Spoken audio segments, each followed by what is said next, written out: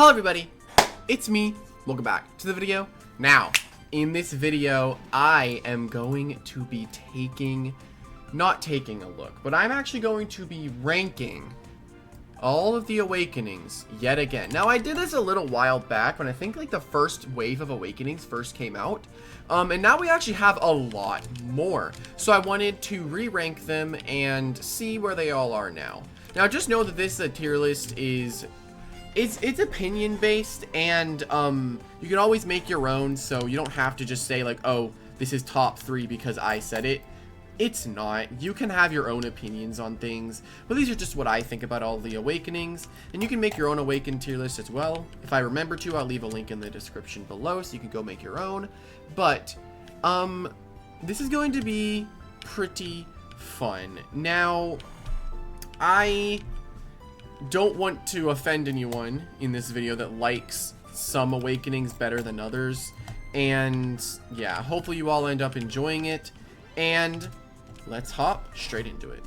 All right, and heading straight into it, we have the D tier. What I think are awakenings that you should never ever use unless you really like the said awakening. And in my opinion, the worst awakening in the entire game goes to, drumroll please, Cacmeow. I don't see why it's good. I just don't see it. It has pretty much a useless ability. You're never using that ability, and plus its typing doesn't change at all, so it doesn't help the fact that it is weak to ice, which is a very common offensive type. Plus it just doesn't do anything. I just have never seen the appeal in using an awakened Cacmeow. I don't see it. Seriously. And if you're going in the comments right now being like, well, actually, awakened Cacmeow is good. It's not. Listen, you are holding yourself back if you are using awakened Cacmeow. Please stop. I just don't. I have never seen the appeal in awakened Cacmeow. But if you see an appeal, just let me know. I don't see it. It definitely deserves the worst awakening in the game, in my opinion. I just don't think it's very good. And there's actually one more in the D tier, which I can kind of agree with. I did do this tier list with some friends, but we're going to give it to Awakened Sombrok. Now, I don't really know how I feel about Awakened Sombrok. I haven't used it enough to really form a huge opinion on it, but it is able to enable light types to do a lot of work. Problem is, some light types aren't very good, and light as an offensive type is resisted by a lot of things. It's resisted by crystal, resisted by light, resisted by plant, and generally isn't the strongest type and doesn't have a wide variety of strong moves. The best thing you can do is like pair Sombrok with a Fluppy or something else that is fast and can do a lot of damage very easily. The reason why the best one to pair Sombrok is Fluppy is because Fluppy has Superliminal, which if it is above 50% HP, it'll have priority in all of its light moves. I guess when Fluppy gets Radiant Beam, I think it'd be a bit better. But for now, Awakened Sombrok is definitely going to sit in D tier, and that's actually going to wrap up D tier. As you can see, we have both the Cacmeow and the Sombrok. But we're going to be heading into C tier. Now, I probably should have mentioned this before I got into it, but the way I'm ranking these things isn't based on the current meta. It is based around how good they are at what they are intended to do. So I'm not gonna be like, oh, this thing sucks because this thing completely counters it. No, I'm going off of how good it is at what it's supposed to be doing. But anyway, hopping into the B tier, we are going to start off with Awakened Theaterror. Actually, I personally enjoy Awakened Theaterror using kind of a stronger set, and it's kind of fun to be able to stop down things that want to set up in your face because you're able to just do some good damage. You also awaken into light neutral, which is always nice, but then that's kind of where it stops. It's really just meant to utilize specific moves like Disarm, Burning Orb. It's supposed to be kind of a hindrance in a way, where it's supposed to support the team. And generally when you have an awakening, you want it to be offensive and deal damage. Because most of the time, if they don't have like a healing based ability as an awakening, it's not the best. But I don't think it's horrible, but it's just outclassed by other awakenings in my opinion. And I did just say that I'm ranking them based on what they do, but I think that normal Theater is just better because you could use a lighter with rest, because you would take 50% reduced damage literally all the time. But yeah, I think that's a fine place to put it. And hopping into the next, actually C, not B tier, C. We're hopping into C tier, which the next one in C is actually pretty surprising. But we're actually going to go with Mothra, Awakened Mothra. Now here's the thing. When Awakened Mothra first came out, it was insanely busted. It was so strong and very hard to get rid of if you didn't have access. What is that sound? Hey!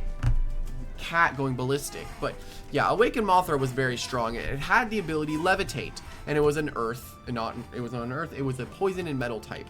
So basically it was able to be completely immune to earth type moves as well. It's generally just be annoying because it was able to hit really hard and had such a good offensive typing. It was weak to one typing, and that was fire, and that was just one time effective.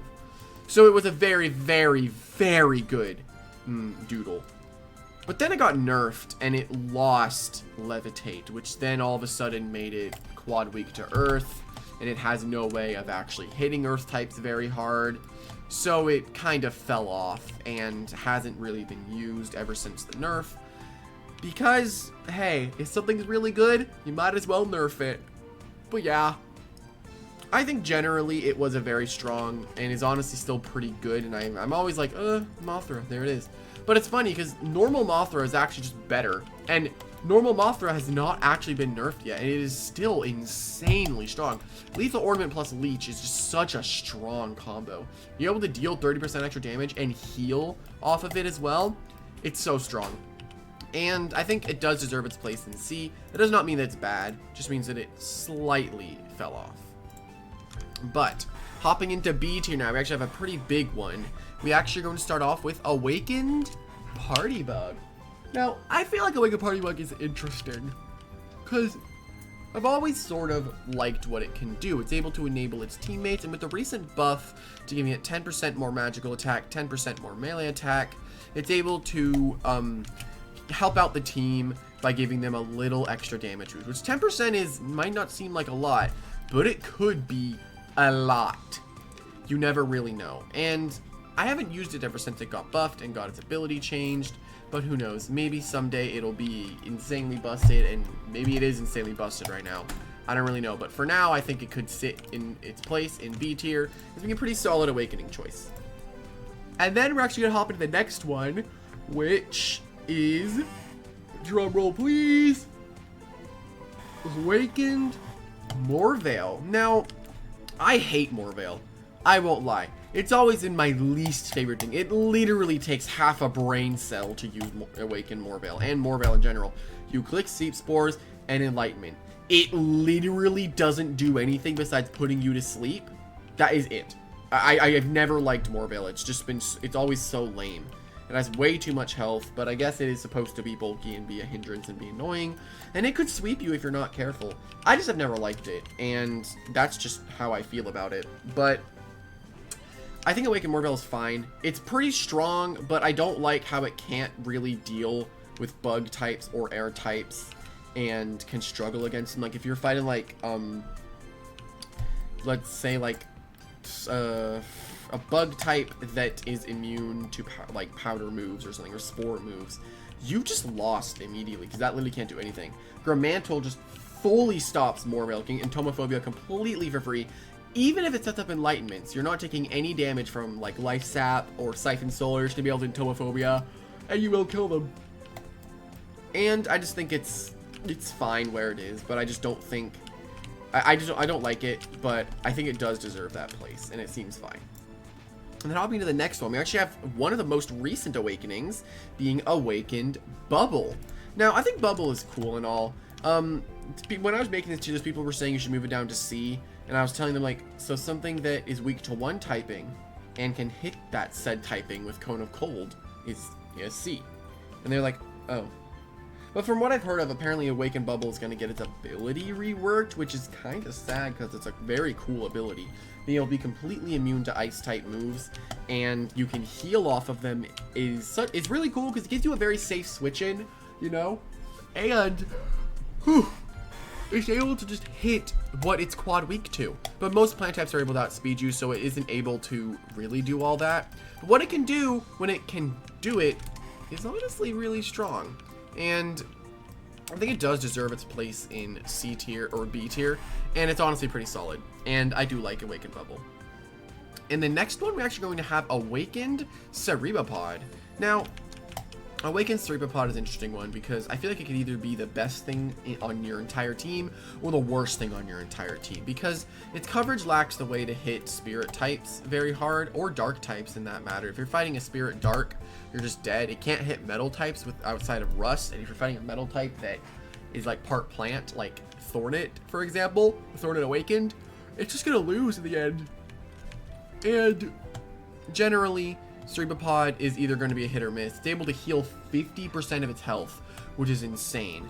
But the fact that it is something that can resist hit and run, and you're losing out on the heal, like you're losing out on the way to chip things that hit and run, which is what it's normally supposed to be able to do, is kind of sucks. And the fact when it awakens, it gains no offensive stats. It does gain offensive stats. I think it might gain a little bit of offensive stats, but I think it didn't gain any defensive stats, is what I meant to say. Let's see. But yeah, I think it's a cool design and all. Yeah, it doesn't gain any offensive stats, it just gains defensive stats. So yeah, it stays completely normal. I mean, it has 80 attack after, which is where all of the stats went into, which does kind of suck because there was a lot of potential with it, because you could have made it like come out of its shell. You know, it flip what it's supposed to do, you know? But hey, it is what it is. And I think it's really cool that it can heal 50% of its health, and I think it deserves a spot in B. And actually, to end off the B tier, we're going to have Awakened, drumroll please, Mascomedy. Now, personally, I think Awakened Mascomedy is awesome. But when ranking it, everyone is saying like it deserves to be in low B or the top of C. So like, okay, I'll put it at the top of C tier, or B tier, sorry. And I don't know, like, I think it's awesome. It's always terrifying when I go up against. Like, I'm always scared because it has light dark coverage along with Psycho Force. Like, it has light and mind coverage with dark. Like, it doesn't seem bad at all. It's able to hit like Kill Intel that would normally wall it with the dark type move, and if it was using only the mind and light. And it's also able to set up reverse singularity, and it doesn't need to set up like enlightenment or anything because of its ability, where it is able to deal extra damage if it has not been hit this turn. But apparently, against my better judgment, everyone wanted it in C tier, and I was like, I don't know how I feel about it. I probably, or B tier, probably put it in A tier if it was really me. So it's probably like lowest of A, highest of B tier. But yeah, that'll wrap up B tier. You can see it on screen now. And we're going to be hopping into A tier, which, sheesh, is a lot to unload here. I'll probably go a bit fast here. But here we're actually going to start off with Awakened Cryoterra to start off A tier. Now, I think Awakened Cryoterra is cool. It's very fast, and actually, recently, it used to be a very like, not the best awakening. It used to be like a C tier awakening. But when it got Dark Blast and Dark Slash, it really rose in viability, being able to actually utilize its secondary stab, which is really cool because instead of just doing ambush, you can suddenly throw out Dark Slash, Dark Blast, Snap Freeze, Icy Slash, Mercury Petal, Feral Fury. A lot of moves that it had access to. The only problem is when it awakens, the normal form, if you're just going for special damage, the normal form does that better. I think personally a Pursuit set is a bit better for it because, listen, normal Cryoterra does more damage than Awakened Cryoterra just because of Vocalist. Just because of Vocalist. And Awakened Cryoterra with Pursuit is really strong because it's able to chase things down that are trying to escape, but it has a worse offensive typing when it is in its normal form. But I think its Awakened form is pretty cool and definitely is solid, and I've always enjoyed using it. It's very fast, does a lot of damage. You can use the fast variant, you can use a damaging variant, it doesn't really matter. That 130 speed is crazy, but I think it's pretty solid and deserves a spot at A tier. And the next one we're going to be going into is actually going to be Awakened Grufflin. Now, I like Awakened Grufflin. You know I've always loved Grufflin, and I actually recently got a bug fix where it was not actually gaining speed from its Awakened thing. But now you can actually run a max attack variant, and as well, you'll get your speed boost, which then you'll hit outrageously hard, as well as being faster than the entire game. So it is honestly a very, very good awakening, and definitely deserves its spot in A.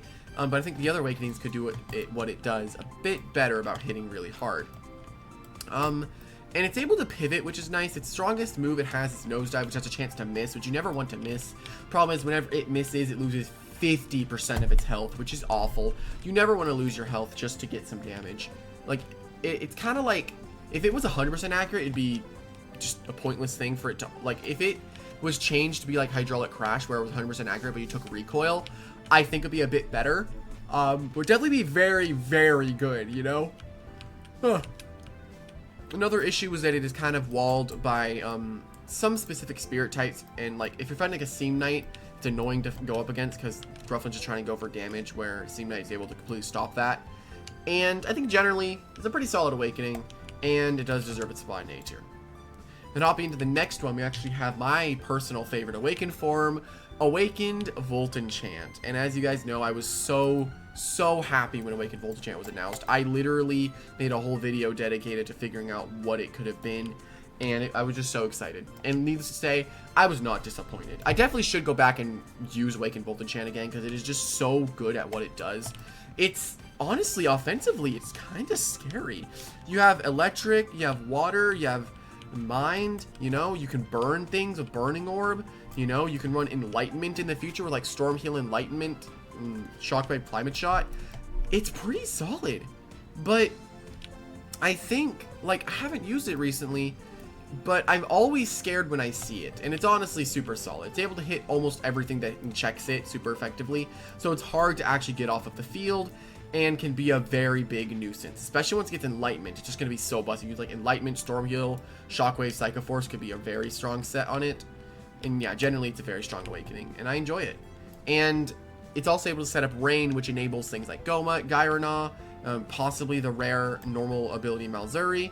And it's also able to help rain power things like Libilagua, which is pretty cool. And I think it is a very solid awakening.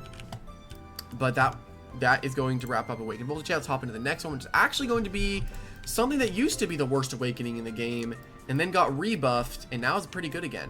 Actually going to be Hatrix. Hatrix Awaken was so strong when it first came out. Being able to use a heal, Aurora Flash, Psycho Force, Enlightenment. It was so hard to stop because it literally just sat on magical attackers. You couldn't break it magically. You couldn't. And then it was able to use Psycho Force and Aurora Flash, and it was just so strong, and it was too strong. You could even use, like, don't even have to use Enlightenment. You could use, like, Fireball, Aurora Flash, Psycho Force, Heal, and you could beat almost everything in the game, and it was so strong. Then it got nerfed and got Elemental Resist and became the actual worst awakening in the entire game. It's kind of crazy how much abilities can affect how a Doodle, Pokemon, Lumion affect it. You know, it's insane how much an ability affects something. Because, like, it went from, like, the best awakening in the entire game to the absolute worst awakening in the entire game once it got nerfed. And then Wish made it get Spell Shield back, which I think was deserved. I don't think it needed to get Spell Shield removed, because we were going to get Runic Island, which would have added a ways to stop it. But, I don't know, like, maybe it was for the best. I think it did get a speed nerf, so it was not as fast as it was when it got rebuffed, which is why it is in A tier. If it was as it was before, it'd probably be back in S tier. But yeah, I think it's fine where it is. It's very, very strong, and listen, if you see a Hatrix and it awakens, don't underestimate it. But yeah, that'll end off that one, and we're hopping into the next one, which is actually going to be Awakened Grotto. Awakened Grotto is awesome. After the Code Grotto got added, I think it 100% rose up in usage, especially after Hydraulic Crash. It is incredibly bulky, has a pretty good defensive type into, like, the Seams, which no one likes fighting Seam Knight because whoever uses it just doesn't want to think and they have no brain. But I like Awakened Grotto. I use it a lot, and I like using it as doing damage with Hydraulic Crash. Having a good damaging water type that can also heal and belch is very fun. When it had Pearl Stitch, though, it had a nearly guaranteed 90 base power stab that sometimes would also be 120, which was really nice. You could actually break Girocera's, which would be the natural counter to Grotto, with Pearl Stitch. And if you were running some weird variant, you could actually outspeed specific Girocera's. But after the Pearl Stitch nerf, it definitely went probably from a high A, low S to a mid A tier. And I think it's fine that way. I think it's still very good and generally can still do what it does. Just doesn't do as much damage as before with Pearl Stitch, because Pearl Stitch did get nerfed. And now instead of hitting 3 to 4 times, it's 2 to 4 times, which definitely also sets up for Draco Thread in the future, which Draco Thread's going to be terrifying once it comes out. But yeah, that'll end off Awakened Grotto, and then we actually going to go into the last 3 of A tier, which is going to be Awakened Tufflaze. Now, I would have put Awakened Tufflaze in S tier. I think originally it was the best Awakening in the game, maybe tied with Archipos. But ever since it got its speed nerf, it has definitely fallen out, because all of a sudden, base 110s can outspeed it every single time if they're running a fast variant. And that did kind of kill the usage of Awakened Tufflaze, but it still is able to hit so many things. It's not horrible at all. It's also able to ignore specific abilities. So you're able to actually ignore like Refresh, which if you hit a Girocera or you hit a Cerebopod, you ignore Refresh or even Refresh Resilience. And it's just generally very, very strong. We're getting to high A tiers now. These things are just very good and very hard to stop. But after it got its speed change, I think it was definitely a bit easier, because things like Zapoera, Roterra, all those things were able to stop, because I think it used to be a base 115. Now it's a base 109, which is honestly a pretty interesting speed tier, because you can still outspeed base 105s. But maybe after Roterra gets its speed nerf from 111 to 105, which I think is completely undeserved, I think it will be definitely, maybe it'll rise up back into usage. Who knows? It's able to outspeed a lot of things, and it's very, very strong. And yeah, that'll wrap up with Awakened Tufflaze. And the next one we actually have is going to be Awakened Talena. Now, you might be surprised Awakened Talena is this high, seeing as you don't see it all that often. Awakened Talena is awesome. You might see Awakened Talena all the time, but I don't really see it that often. But I think it's amazing.